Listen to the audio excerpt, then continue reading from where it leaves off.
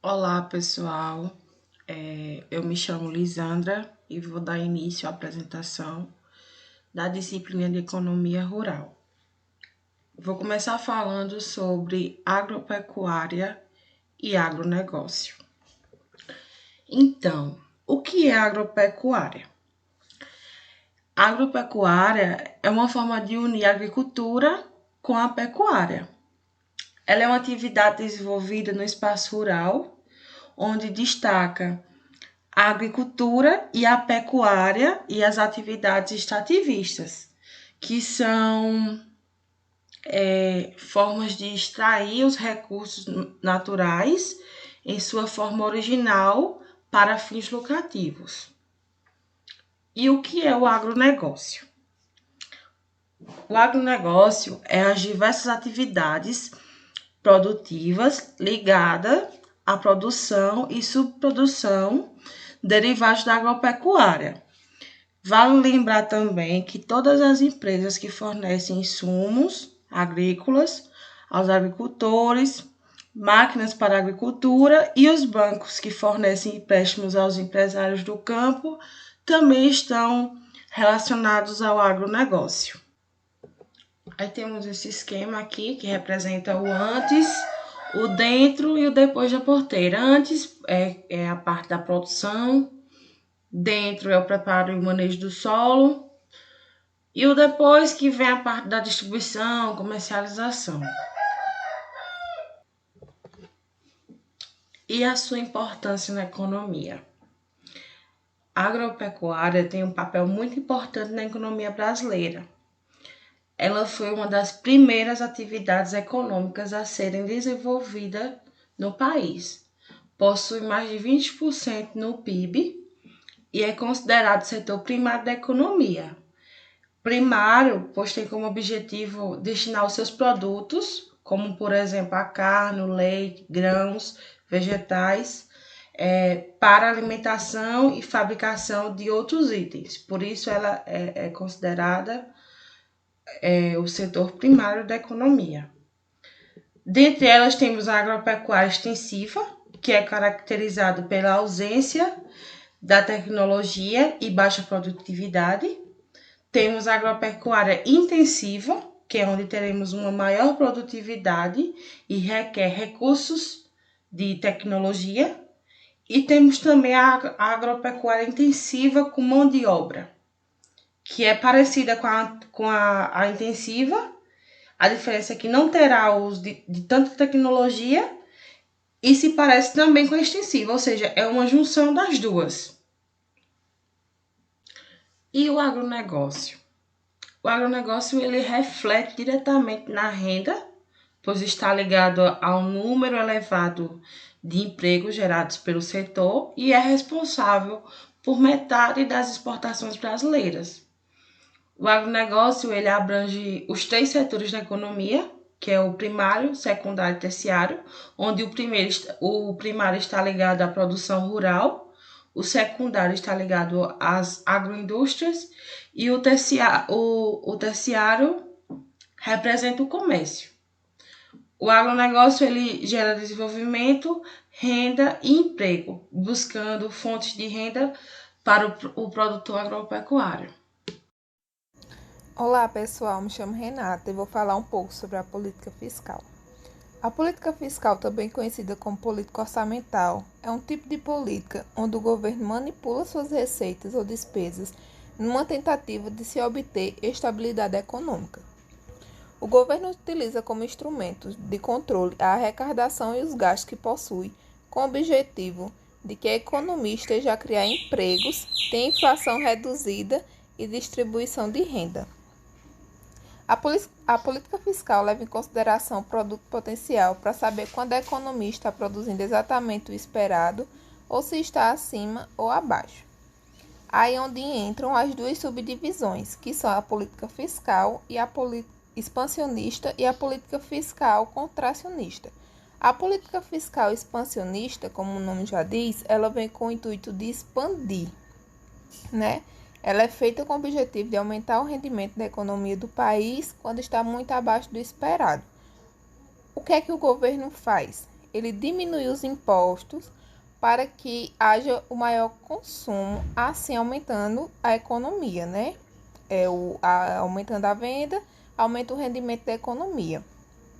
Quando eles veem que está muito acima do esperado para o PIB, aí eles entram com a política fiscal contracionista, que é feita com o objetivo de contrair o rendimento da economia do país, quando ele está muito acima do esperado. O governo ele aumenta o imposto, assim ele diminui o consumo, fazendo com que controle o PIB. Mas por que o governo faz isso? Ele faz isso pela valorização da moeda. A política fiscal no Brasil.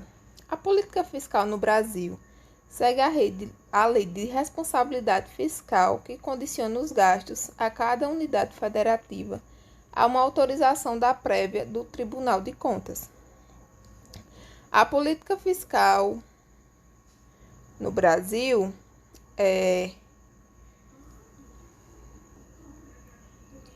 ela exige que os governantes não gastem mais do que o governo arrecada e que tenham o devido controle do orçamento do governo, para que haja o controle do PIB, né? Oi, eu sou Juliana e vou falar um pouquinho para vocês sobre a política monetária. Bom, o que é a política monetária? A política monetária é um conjunto de medidas adotadas para promover o controle da quantidade de moedas em circulação na economia. Esse conceito é colocado em prática por meio de uma autoridade monetária, que neste caso é o Banco Central. Ele precisa buscar o equilíbrio, alternando a oferta de moeda e determinando as taxas de juros, o que pode ser feito estimulando ou reduzindo a economia. Dessa forma, a oferta de moeda acontece a partir da liquidez de ativos, ou seja, onde os bens e serviços são oferecidos e trocados por dinheiro. Por este motivo, eles são sempre os maiores quando a economia está saudável. Como é elaborada a política monetária? O Banco Central é responsável por controlar a quantidade de moeda que circula na economia por meio do Comitê de Política Monetária Copom. Para a elaboração desta política vigente, o Banco Central leva em consideração critérios macroeconômicos. Mas para que serve? Serve para avaliar o desempenho da economia com o objetivo de promover a estabilidade de preços, utilizando a taxa de juros como instrumento de controle de inflação. Sendo assim, as medidas de políticas monetárias adotadas visam o equilíbrio da economia, alterando a oferta de moeda e definindo as taxas de juros. Essas definições são importantes para conter e superar crises, bem como manter a inflação sob controle. Qual a importância da política monetária? A política monetária é o que vai determinar se será mantida ou alterada a taxa básica de juros, a taxa Selic, medida que interfere diretamente no mercado de investimentos e no poder de consumo da população, já que essa decisão impacta no valor da moeda e nos preços de produtos e serviços.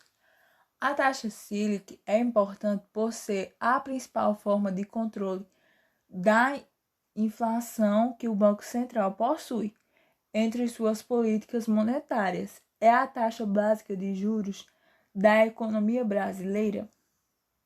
O próprio Banco Central afirma que é com ela que todos os juros do país são calculados, o que inclui as taxas de financiamentos, aposentadoria e outras aplicações financeiras.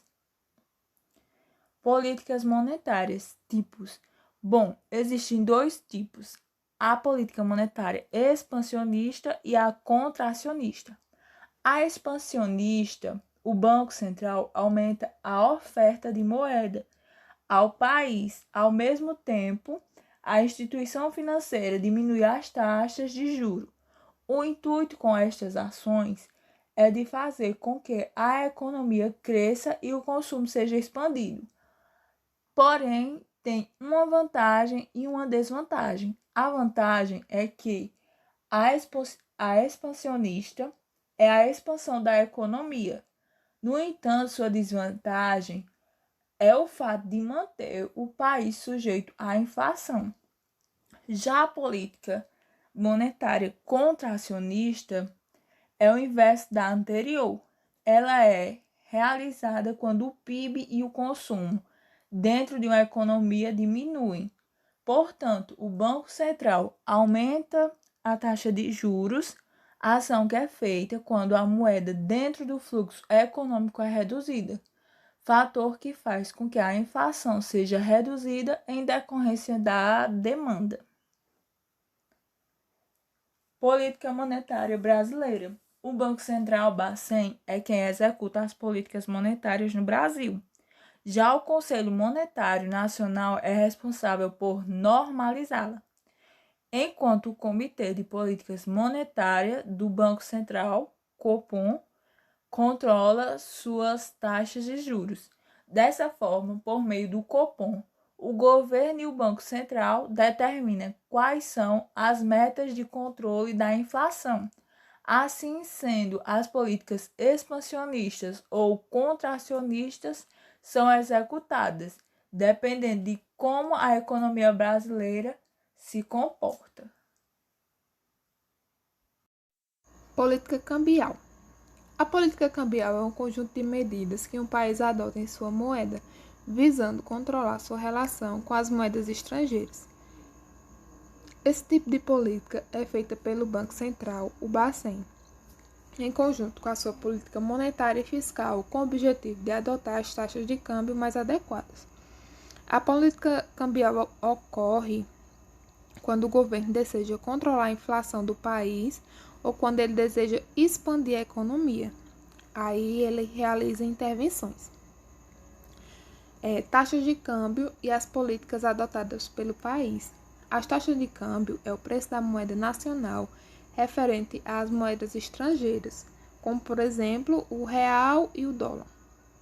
Esse valor da moeda nacional pode aumentar ou diminuir em relação às outras moedas, e quando isso acontece, dizemos que houve uma valorização ou uma desvalorização. Quando tem mais dólar no mercado, o valor do real cai. E quando aí o Banco Central, o Bacen, ele intervém para que o valor do dólar aumente, assim melhorando, assim valorizando, né, o real brasileiro. Câmbio flutuante, câmbio fixo e banda cambial. O Bacen quem decide sobre qual moeda de câmbio o país vai utilizar. Câmbio flutuante é quando o preço da moeda varia livremente. Câmbio fixo quando o preço da moeda possui um preço único sobre outras moedas. Banda cambial funciona como uma mistura dos regimes fixo e flutuante, porém com limite inferior e superior. O câmbio fixo e a banda cambial, eles são bem parecidos. Eles adotam uma política que visa o controle para que o preço da moeda seja de acordo com a taxa fixada, né, com o preço fixado. E o câmbio flutuante, o governo visa o que é melhor, né? Ele tenta melhorar a competitividade com os outros países. Por exemplo, uma moeda muito valorizada pode diminuir suas exportações e também fazer com que os cidadãos comprem muitos produtos estrangeiros. Da mesma maneira que uma moeda muito desvalorizada pode fazer com que o país perca seu poder de compra. E quando isso acontece, o governo valoriza o valor da moeda nacional. Política cambial. Apreciação cambial e depreciação cambial. A apreciação cambial acontece quando o governo valoriza a moeda a preço das estrangeiras. Com isso, os estrangeiros precisam pagar mais pela moeda nacional. Depreciação cambial acontece o contrário da apreciação, quando ocorre a moeda é desvalorizada as outras moedas estrangeiras, fazendo com que os estrangeiros paguem menos pela moeda nacional. O governo, na apreciação cambial, o governo pode apreciar a moeda quando ele percebe que na economia ocorrem excessivas exportações e internamente as pessoas pagam muito caro para adquirir produtos estrangeiros. E ele pode depreciar a moeda, né? Fazer a depreciação cambial quando ele visa aumentar a competitividade da economia com outros países, tornando os produtos mais atrativos, né? Ou seja, visando melhorar o preço, o valor, né? O valor do produto e assim sucessivamente a economia. Política cambial no Brasil. O Brasil passou a adotar o real como uma moeda a partir de 1994, em câmbio híbrido, até 1999, quando foi liberado, tornando o câmbio flutuante. O câmbio do Brasil é conhecido como flutuante sujo, pois apesar de livre na oferta e demanda, o Bacen intervém quando é preciso apreciar ou depreciar o real. Em conjunto com as políticas monetária e fiscal, o governo brasileiro adota medidas conhecidas como tripé econômico. O tripé econômico é composto por metas que controlam a inflação através das taxas de juros, contornando um regime de câmbio flutuante e a responsabilidade fiscal. De rendas. O que é a política de rendas? É uma política dirigida para o controle da inflação através da utilização de metas ou de outras restrições sobre salários monetários e os preços. A política de rendas estabelece também controles sobre a remuneração dos fatores diretos de produção envolvidos na economia, tais como salários, depreciações, lucros, dividendos e os preços dos produtos e intermediários finais. A partir de agora, você saberá de onde vem e para onde vai todo o dinheiro do nosso país. Qual a função? Sua principal função é ser executada pelo próprio governo para a distribuição, principalmente para a distribuição de renda do Brasil. Já que estamos falando de distribuição, fica claro que estamos pegando dinheiro de algum lugar e colocando em outro lugar. Assim acontece com a renda. A dinâmica da inflação. Tanto na terapia monetária quanto na estabilização cambial, os problemas de transição que surgem são causados pelo fato de que, por uma temporada, os salários nominais continuam a se reajustar de acordo com a inflação passada.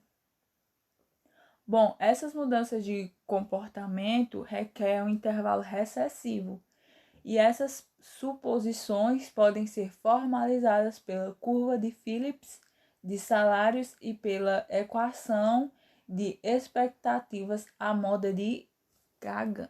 Acho que é esse o nome. Ligação com o imposto de renda. O imposto de renda possui uma escala progressiva, isto é, começa de 0 e vai para 7,5, 15 e assim por diante. Sempre uma escala que cresce de acordo com o salário. E sim, apesar de crescer, há muitas coisas que podem ser abatidas no imposto de renda. Só que nosso foco específico não é aqui, mas sim o imposto de renda, que nos demonstra que as pessoas que recebem mais irão pagar mais impostos. E como eu disse, há muitas formas de se abater o imposto de renda, sendo que depois muitas pessoas, mesmo ganhando bem, irão pagar um pouco menos do esperado. Aí é realizado a distribuição de renda, tirando de certa forma de quem ganha mais. como é feito isso? É distribuído a quem ganha menos e está em vulnerabilidade social. Essa divisão é realizada a partir de programas sociais do governo federal, como Bolsa Família, o controle de salário mínimo, Minha Casa Minha Vida, aposentadoria de baixa renda, tarifa social de energia, passe livre para deficientes, isenção na taxa de consumo, entre outros.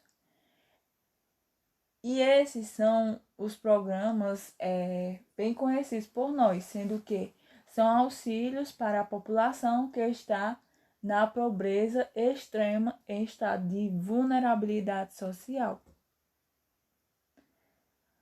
Bom, a política de rendas ela é conhecida por ser linda no papel e bem cabeluda na prática. Acima falamos do imposto de renda, que é uma forma de arrecadação e, consequentemente, de distribuição. E um dos maiores exemplos é o nosso próprio salário mínimo, dado que não é assunto grave, porém, quando o governo começa a controlar salários e preços, as coisas tendem a dar errado. Pois você já imaginou limitar que alguém pode ganhar um valor específico ao mês sem aumento? E se isso ocorresse com os preços das mercadorias? Se uma mercadoria tiver seu valor fixado, o produtor que produz não irá mais ter lucro. Logo, ele partirá para outro com preço melhor.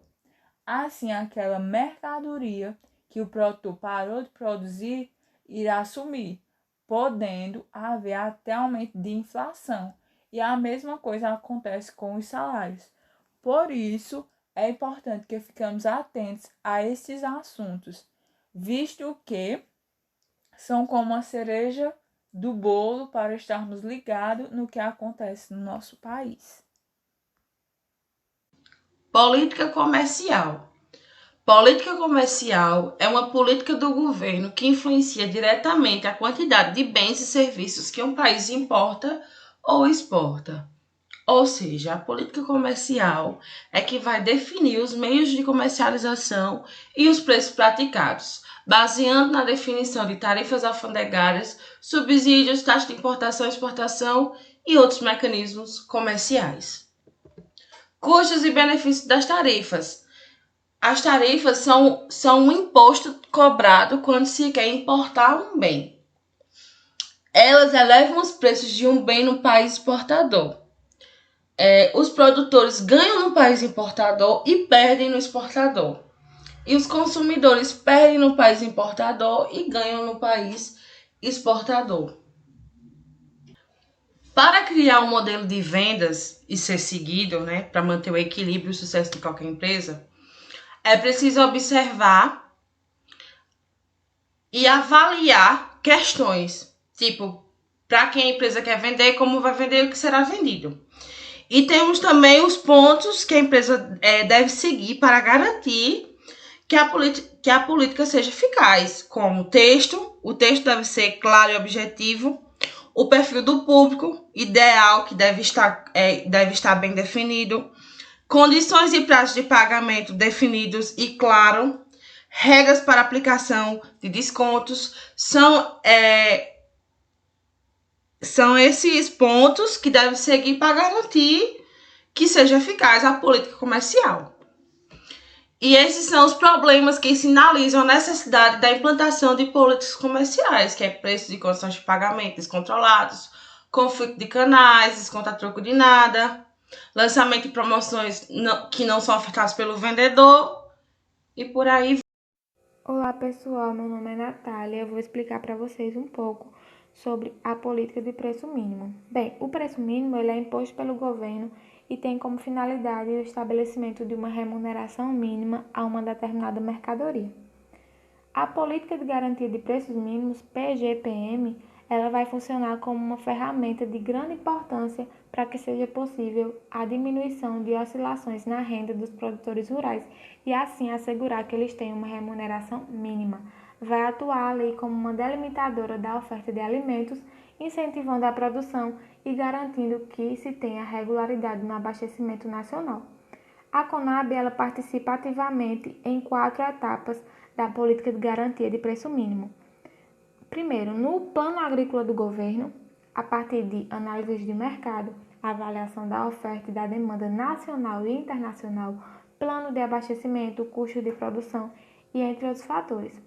A Conab ela produz a proposta de preços mínimos, que se trata de um documento tomado como base técnica para que seja possível discutir e definir os preços mínimos entre o Ministério da Agricultura, Pecuária e Abastecimento, que é o MAPA, o Ministério da Economia, ME, e o Conselho Monetário Nacional, CMN. Vai atuar também na normatização.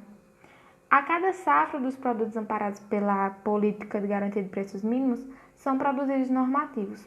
Esses normativos vão deixar explícitos os detalhes de como cada produto agrícola será tratado nos instrumentos de política agrícola. Esses normativos que são produzidos pela Conab vão definir ágios, que é quando o custo da aquisição for superior ao valor do patrimônio líquido, e deságios, que é quando o custo de aquisição for inferior ao valor do patrimônio líquido. Isso é dito conforme a qualidade do produto, limites de aquisição e entre outros fatores. Atua também no planejamento da entrada em ação dos instrumentos. A Conab ela vai encaminhar notas técnicas ao MAPA, que vai fornecer o suporte técnico às decisões daquele ministério quanto à escolha dos instrumentos a serem utilizados, quando e onde vão utilizar esses instrumentos. Vai atuar também na execução dos instrumentos de política agrícola, abrangendo instrumentos para redução do excedente de produtos no mercado, retorno de estoques ao mercado, financiamentos e incentivo à comercialização. Quando o governo estabelece uma política de preço mínimo, 2 resultados podem acontecer. O preço mínimo ele pode ser não obrigatório ou não compulsório. Isso quer dizer que, por estar abaixo do preço de mercado, não vai interferir no equilíbrio do mercado. E o preço mínimo ele pode ser obrigatório ou compulsório. Isso quer dizer que, por estar acima do preço do mercado, vai interferir sim no equilíbrio, e o resultado disso vai ser escassez de demanda ou excesso de oferta. Aqui temos exemplos de preço mínimo não obrigatório e preço mínimo obrigatório. No preço mínimo não obrigatório, vamos supor que o governo impôs um preço mínimo de R$1. Como esse preço mínimo está abaixo do preço de equilíbrio, que é R$2, a política não vai apresentar nenhum efeito e assim o mercado pode alcançar ponto de equilíbrio normalmente. Já no preço mínimo obrigatório, o governo impôs aqui um preço mínimo de R$3. Como o preço mínimo está acima do preço de equilíbrio, que é R$2, a política vai sim apresentar efeito direto no mercado e vai impedir que o ponto de equilíbrio seja alcançado. Assim, o preço de mercado será R$3 e haverá excesso de oferta. Mas então, qual o objetivo dos preços mínimos para o setor agrícola? Proteger a renda do setor agrícola, aumentar a produção da agricultura, eliminar o risco de preço enfrentado pelo produtor agrícola. Os preços mínimos eles podem ser utilizados como instrumento de política agrícola visando qualquer um desses objetivos. O Programa Fomento Rural ele vai combinar 2 ações: o acompanhamento social e produtivo e a transferência direta de recursos financeiros não reembolsáveis às famílias para que seja feito um investimento em um projeto produtivo, no valor de R$2.000 a R$3.000. O programa ele foi criado pela Lei 12.512 em 2011 e é regulamentado pelo Decreto 9.221 de 2017. Essas ações elas são voltadas principalmente para o agricultor familiar, porque tem o objetivo de apoiar a estruturação das famílias rurais mais pobres, o desenvolvimento do projeto produtivo de cada uma, para que assim seja possível a ampliação e diversificação à produção de alimentos e atividades geradoras de renda, contribuindo assim para que seja feita a melhoria da segurança alimentar, nutricional e a superação da situação de pobreza. Esse programa ele é uma inovação muito importante no conjunto das políticas públicas de superação à pobreza rural, porque ele vai incentivar a inclusão produtiva das famílias rurais que estão em condição social mais vulneráveis. Os agentes técnicos, eles vão lá, articulam as políticas sociais, a ação de desenvolvimento rural com as famílias beneficiárias e vão apoiar elas na elaboração de um projeto produtivo, e os recursos financeiros eles são repassados por meio do programa Bolsa Família. Até maio de 2018, 2.047 famílias foram beneficiadas com o programa, sendo a maioria das regiões Nordeste e Norte. As atividades do acompanhamento social e produtivo compreendem a identificação dos membros das famílias beneficiárias, suas condições socioeconômicas e de acesso a fatores de produção, suas vulnerabilidades e suas potenciais articulação para que as famílias acessem outras políticas públicas necessárias à redução de sua vulnerabilidade, articulação do projeto de estruturação da unidade produtiva familiar, as iniciativas de desenvolvimento local e territorial, orientação aos membros das famílias beneficiárias sobre a emissão de documentos de identificação e ao acesso a outras políticas públicas, elaboração do projeto de estruturação da unidade produtiva familiar em conjunto com outros membros da família beneficiária, orientação para aperfeiçoamento da produção familiar e para a execução do projeto de estruturação da unidade produtiva e acompanhamento regular do desenvolvimento da família com visitas domiciliares. O acompanhamento da família atualmente ocorre por meio de Serviço de Assistência Técnica e Extensão Rural, AATE, que tem o objetivo de melhorar os processos de atividade dos agricultores e, consequentemente, a qualidade de vida deles. Em ação conjunta com a Secretaria Especial de Agricultura Familiar e do Desenvolvimento Agrário, que tem um foco no fortalecimento da agricultura familiar com o meio de gerar emprego e gerar renda no campo, a Agência Nacional de Assistência Técnica e Extensão Rural, a ANATE, e as instituições executoras de ATE. Serviço de Atendimento Familiar para Inclusão Social e Produtiva, por entidades executoras do Programa Cisternas, levando de forma articulada tecnologias de captação de água da chuva e o fomento rural.